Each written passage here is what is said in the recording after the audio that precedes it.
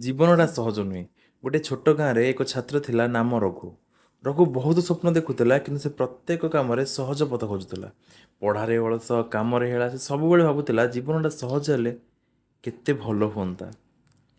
ଗୋଟେ ଦିନ ସେ ତାଙ୍କ ଗୁରୁଜୀଙ୍କୁ କହିଲା, ଗୁରୁଜୀ, ଜୀବନଟା କାହିଁକି ଏତେ କଷ୍ଟଦାୟକ? ମୁଁ ସହଜରେ ସଫଳତା କାହିଁକି ପାଇପାରୁନାହିଁ? ଗୁରୁଜୀ ହସିକି ରଘୁ ଗୋଟେ ମାଟିର ଘୋଡ଼ା ଦେଲେ। କହିଲେ, ଏହାକୁ ପାଣିରେ ପୂରେଇ ଦିଅ, ପାହାଡ଼ ଉପରକୁ ନେଇକି ଯାଅ।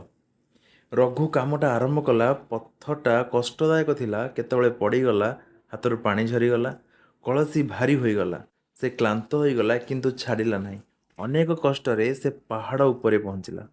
ଗୁରୁଜୀ କହିଲେ, ଦେଖ, ପଥଟା କଷ୍ଟଦାୟକ ଥିଲା, କିନ୍ତୁ ଏହି କଷ୍ଟରେ ତୁମେ ସହନଶୀଳତା ଓ ଆତ୍ମବିଶ୍ୱାସ ଶିଖେଇଥିଲା ଯେ ଜୀବନଟା କେବେ ସହଜ ହୁଏନି, କିନ୍ତୁ କଷ୍ଟକୁ ସହିଥିବା ଲୋକମାନେ ହିଁ ସଫଳତା ପାଆନ୍ତି। ରଘୁ ବୁଝିଗଲା ଜୀବନଟା ସହଜ ନୁହେଁ, କିନ୍ତୁ ସାହସ, ପରିଶ୍ରମ ଓ ଧୈର୍ଯ୍ୟରେ ସେଇଟା ସୁନ୍ଦର ହୋଇଯାଏ। ଯଦି କାଣ୍ଡେ ଭଲ ଦୟାକରି ଆପଣ ଲାଇକ୍ କରିବେ, ସେୟାର କରିବେ, ସବସ୍କ୍ରାଇବ୍ କରିବେ, କମେଣ୍ଟ କରିବାକୁ ଜମା ବି ଭୁଲିବେ ନାହିଁ। ଜୟ ଜଗନ୍ନାଥ।